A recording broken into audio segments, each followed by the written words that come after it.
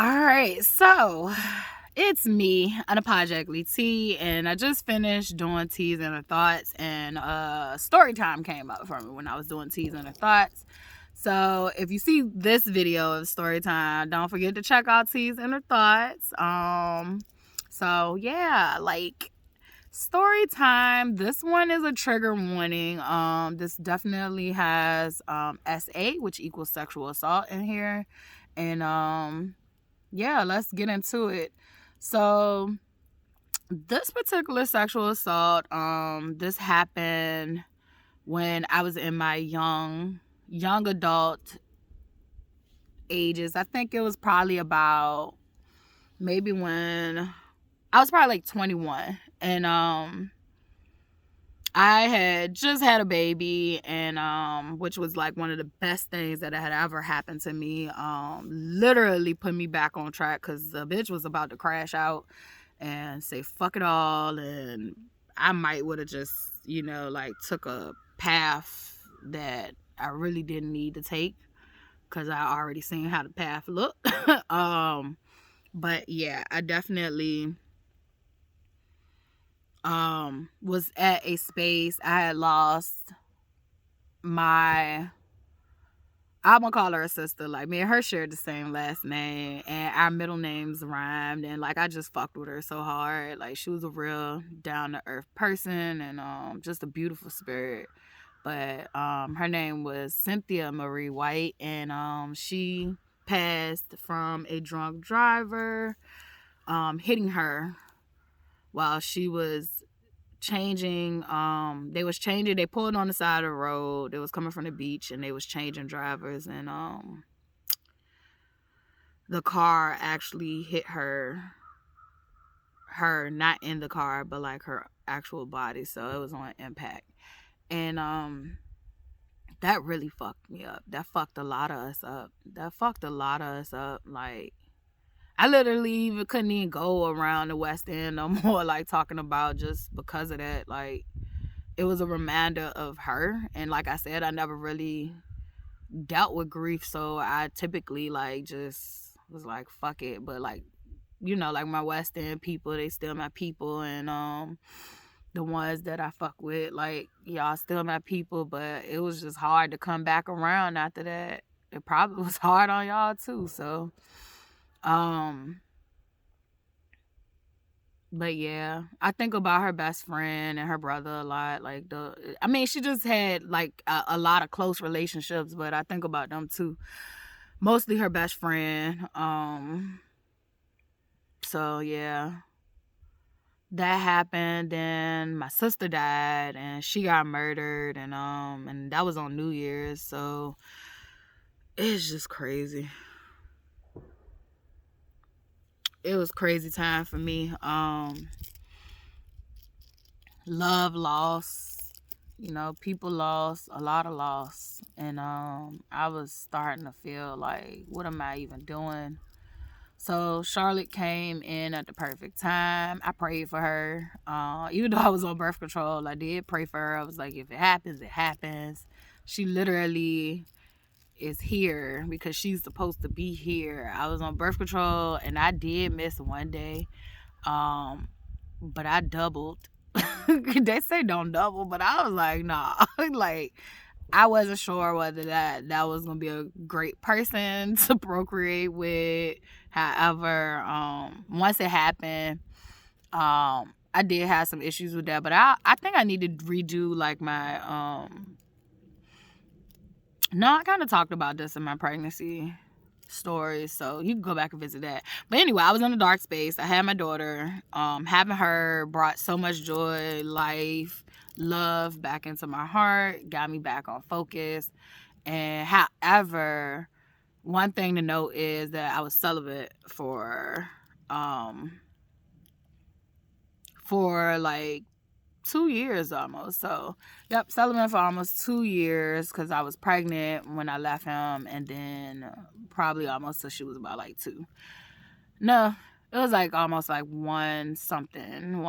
Yeah. So I was 21 and some change, I guess you could put that. So that's why it was important for me to go back down there. I'm telling you, like, I'm starting to relearn how to do this timeline thing. And I was student teaching, and while I was student teaching, which if you student taught, you know how extremely like stressful student teaching is, because you got student teaching plus you have your core classes. I mean, your classes that you need. I was in grad school, I think I was. No, I wasn't in grad school yet. I think I was like one or two semesters away from being in grad school, but I was still student teaching. And we had to do that. It's like called a practicum. We had to do that to graduate. So I was at this school, elementary school, and it was a guy there that, you know, like he was fairly like he seemed like he was close to my age. And I was like wondering who he was, like, cause I do like look at people and get a feel of you with my eyes. So and I was like wondering who he was, because like I had never seen him in the city before, whatever like that. But I never approached him. He never approached me, and it was like that. So fast forward to, I didn't, you know, finish that whole little thing at that school, and I hadn't been going out as much. I had just started trying to like go out. My mom was like definitely pushing me to kind of like, you know, have some free time, because all I did was like work and come back home and be a mom. And then I did school too, so like work, school, be a mom, and that was it. And I think she could tell like I was definitely suffering from like postpartum. But like I said, once again, I'm so high achieving that no one really pays attention. So she really didn't know what to do, because emotionally she don't know what to do. So she would just like buy me things, and that wasn't gonna work. But I did say, like, because once I had Charlotte, like, I kind of let myself go. I looked like an old woman at first. And however, like, it did get to this point where it was like, okay, like, bitch, you not like 60 years old, like, dress your age, do something with your hair, you know, like take care of you too. And I think I was starting to get into that little swing of things, and she was like, well, you should start, you know, like go out with your friends and stuff like that. And I was like, you sure? And I was like, well, you know, I don't want to leave my baby. And she was like, she's okay, because I was a very protective mother. Like I did not like spending the night away from my child, like period. Like I didn't want none of that shit. So this particular night though, I had reconnected with one of my devilish friends. I'm gonna call her a dud, because she'll dud ass bitch for this. And so what ended up happening, yeah, because she is a dud ass bitch, and I don't take that shit back, and I actually be wanting to say it in her face, but God says, you know, I need to chill, but I can run my motherfucking mouth. So that's what I'm gonna do. But anyway, yeah, so we had went out one night, and look, I could drink a grown man underneath the table. Well, back then, I could drink a grown man underneath the table. When you talking about liquor, I could drink a grown man. Now, beer, I don't know what is in my genetic DNA. Like, beer is not good to go for me. But I could drink a grown man underneath the table, and on a bad day. And like, the tolerance is crazy. But this particular night, I had never had this alcohol before. It was called 151, and I don't even think it's legal anymore. It's like almost like gasoline, if it ain't gasoline. And she had basically set up for us to go out downtown. We went downtown to the bar. We took a shot of 151. We just took one that night. And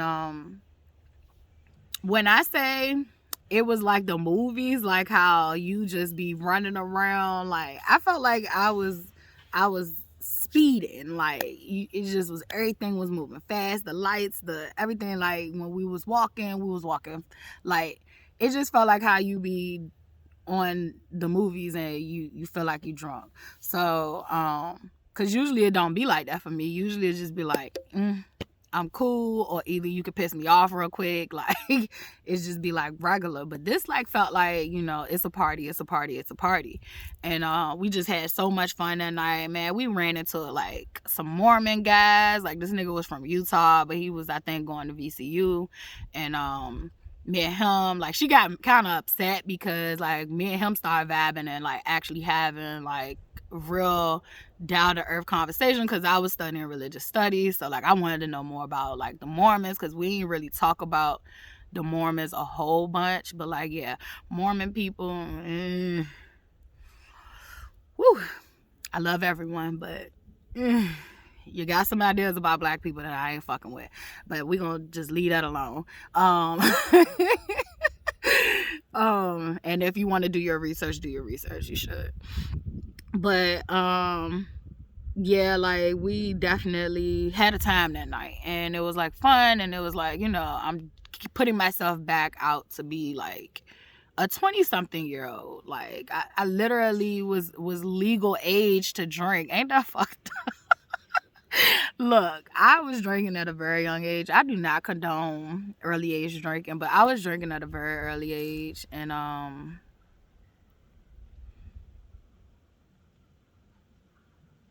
I would get alcohol all kinds of ways. So I had niggas that was older that would do it, that like me, they didn't, it wasn't sexual, it was just, they would look out for me. And I guess that's looking out for me. I guess it's not, I don't know. And then like I had a connect at one of the convenience stores, and I'm not saying which one, where they would let me go in and get the alcohol. They wouldn't let my friends go in. I don't know if it was because I was shaped like a woman or what, but they would let me go in. So yeah, I started probably drinking when I was probably like 16, 17. Yeah, so kids, don't do what I do. I probably killed some brain cells. That's why I can't remember shit right. So like, don't do what I do. Do differently. Wait your time, because this story is definitely reason of wait your time.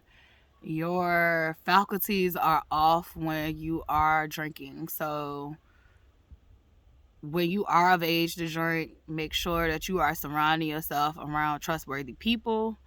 Because if you're not, you are definitely in a position to be taken advantage of. And I am not easily to be taken advantage of, but it happened to me. So we went out that first night. It was so much fun. Like, we literally ended the night at the famous gas station in Richmond, which they tore down. It was like that. What was it? An Exxon on the corner of Broad Street. They tore that down. But everybody used to meet up at the Exxon right there. Was it an Exxon? I can't remember. I just know it was like the blue. I don't know. Was it BP? I think BP was on the other side. I just know it was the gas station. I'm gonna say Exxon. Correct me if I'm wrong. But I do know, like, now everybody meet at the one where I used to live at, Churchill, like down the bottom. So was that the Shells? I think that's the Shells. I don't know. My memory be. Well, I get the gist though. That's one thing about it. I get the gist. So we end up like, it was a little bit of time in it, and we end up going out again another night. So this night though, she like, we should take 2 shots. And not only was we going out that second night, I had started like coming back around her. Like, I had went to some couple of house parties she had threw. I met some of her new people, like my nigga Dame, and I think his girl at the time, like her name was Christy or something like that. Like, I met them, like, and I fuck with them. But it wasn't really, it was mostly like older people that we already knew, but it was some new people sometimes. And so I started going back around her, same shit, different timeline with her. But you know, she was familiar, so she felt like she was family. Yeah. Hold on. Yeah, so it wasn't just like, I went out with her. It was like I had this long lasting friendship with her, even though she showed me over and over again she was not much of a friend. I knew her. She was familiar and all that stuff. So pay attention to who really are your friends. If people do not make you feel good or do not treat you right, like I would say, like if you are around them and it's all good, y'all good, but when other people come around, the shit is off, you might want to reconsider your friendship until they can grow up and find out who the fuck they are, because some of them don't, and some of them, are followers and will basically try to fit in with everybody else instead of being themselves, like who they are when they're really with you. And that's why it be confusing. So always pay attention to that if you are a young adult or a teenager watching this video. However, we end up going out this second night, and instead of one shot of 151, which I said once again, I'm not familiar with this alcohol because I done been out the game for a while. And literally, I was well versed with alcohol. I was the bitch that made jungle juice at the parties and all that stuff. So like, I was a ghetto mixologist, and like I just knew how much liquor to juice content ratio. I just knew. I don't know why. I don't know how. That was one of my talents. And I always was one of the ones who, when we were drinking, like I was the responsible designated friend and made sure everybody was safe and all that stuff. So even though I'm drinking, I'm still on high alert. So when I say this is why I'm telling this story. I'm telling the story for myself. I do need to get it out. However, I'm also telling it for anybody else who has been through it, or anyone who is up and coming and need to hear some wise words from someone who's already been there and done that. We go out again the second night. We go downtown again to the same bar. We get a shot of 151, but it seemed like this time that the bartender has like kind of watered the drink down.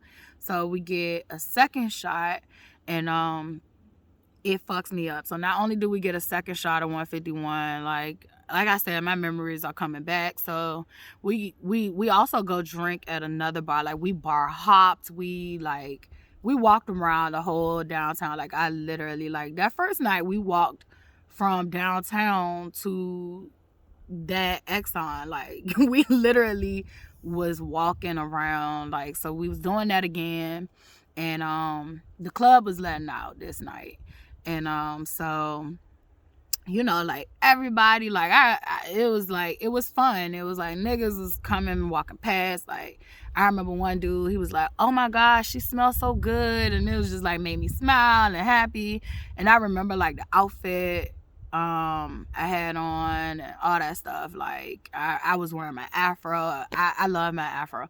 I was loving wearing my afro and all that. So I just felt like naturally beautiful and all that stuff. So it was just a cool, dope night going on so far, but I'm just getting drunker and drunker. Like I can feel myself losing my faculties, and this is where the situation gets spotty, and I don't have every single scene. I have blackouts, is moments. And so I remember that she runs into the guy who I seen at the school that I worked at. And I was like, don't I know you? Like, but I'm so fucking drunk. Like, I'm like, don't I know you? And he was like, I don't know. And then I was like, I think you work at the school that I used to student teach at. And like, so I'm drunk, like I'm slurred. Like I'm talking, but I'm slurred. And so that's when he was like, yeah. And this is where it just gets spotty for me. Like I remember him and her talking, and they just talking for a while. There's another part of this story, but I'm not gonna tell it because I don't have hardcore facts that it's connected, but I do think that it is connected to my diagnosis with herpes. So, but because of how herpes work, I can't, sit there and say exactly. But all I can say is that I had no issues until him, and so I'm gonna leave that there. And but herpes can lay dormant, so that's the only thing that like I can't. But there's a story that's connected to that, and I've told people that was close to me, and I wholeheartedly believe in it. But because I don't have the hardcore facts, I'm just leave that shit right there. What I do have hardcore facts, and what I do remember, and what I do know for certain, is that she's a bitch ass friend. So I'm going to say no, she's not a friend. She's what you call a frenemy. And so I'm seriously like super drunk. And her tolerance was higher than mine, like, because she drank all the time. I drank selectively. So her tolerance was definitely super high. We went, I just don't even remember where we went. I just remember her car being parked right there, or some kind of way. Their cars was next. Hers was across the street from his. His was right there. I remember him wanting me to go with him, and she was like, "Are you sure?"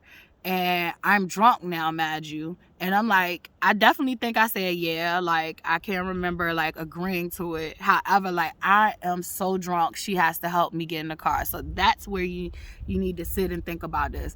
If your friend is so drunk, you gotta help them get in the car. Please don't let your friend go nowhere with nobody.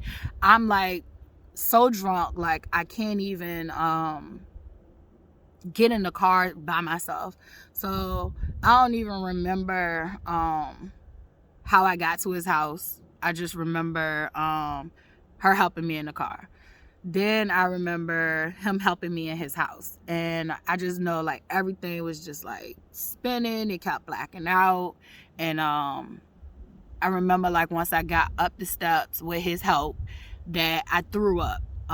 He had gave me like a bucket or something to throw up in. And I thought that like, I'm used to people who was around me that care, but this nigga, I ain't know him. He ain't know me. And I was thinking like, oh, he gonna see that I'm drunk, I'm throwing up. So he wasn't gonna mess, like bother me. He'll let me go to sleep. But I had nothing in me. Like, I was just like, once I threw up, like the room started spinning. And I just remember like laying down on the bed, and I don't remember much of anything else besides different moments of him having intercourse with me. And this is where it gets really, really fucked up, and where a lot of times people don't want to take victims serious. So like that situation happened, and I couldn't even tell you if it was protected sex that night or what. All I remember is that it happened. I woke up. He took me back to my car that morning. I felt so fucked up, like, just like, who is this nigga? Like, I knew who he was, but like, how did I get here type shit. And so I felt embarrassed and ashamed and all that shit. And however, this is where it gets fucked up for me, and which was one of the things that it was hard for me to come to terms with and tell the story, was because I continued to mess with my abuser, like, period, point blank. I can't really tell you why or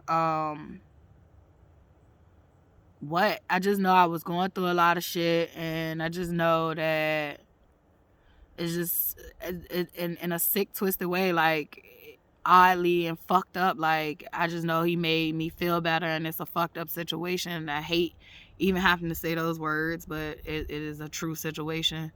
I felt that was all I kind of was worth at the moment, and I didn't even want to come to terms with that I had been sexually assaulted, because every time I had to come to terms with I was sexually assaulted, it was my fault. So I looked at it as something I was in agreement with. It was just a lot of sick, fucked up thinking behind that. And yeah, we actually continued to deal with each other on and off throughout that period. I never really liked him. It was just a sexual thing. And like I said, I think that is where I got that virus from. I really don't have any solid proof, but I do know that I was sexually abused that night. I do know that it was very, very reckless of me and very low self-esteem and low worth, self-worth, that I continued to like mess with the guy. And but yeah, like my favorite motto is God sees everything. And I definitely had experienced sexual abuse to astronomical amounts that I still haven't shared everything. Like I said, I'm being told to wait on some stuff to reveal. But yeah, now that I know what I know about what I went through as a child, like I understand why I would be inclined to continue to keep dealing with my abuser. Yeah,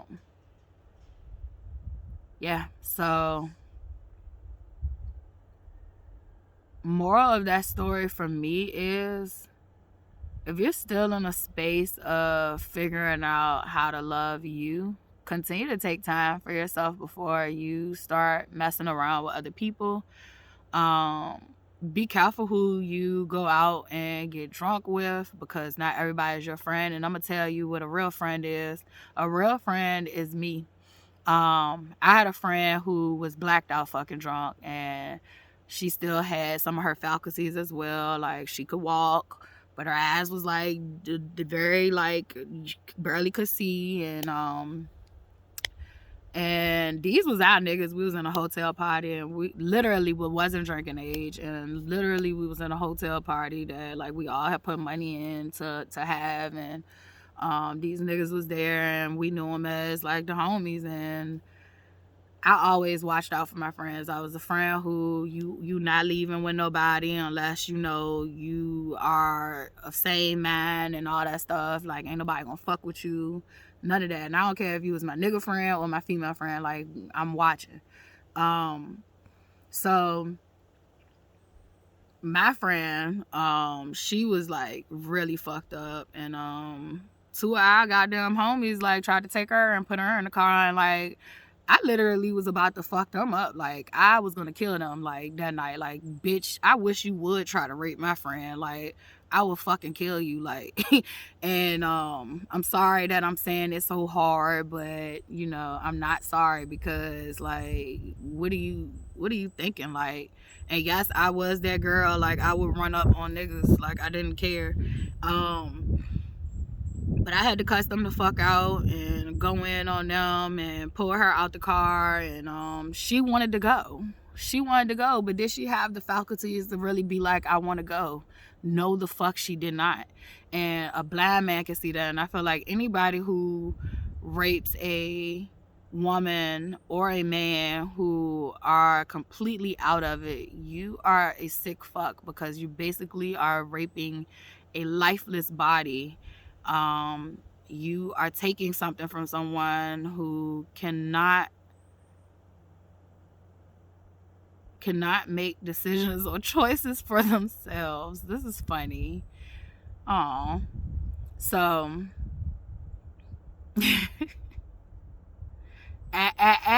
no, no, no. I said no.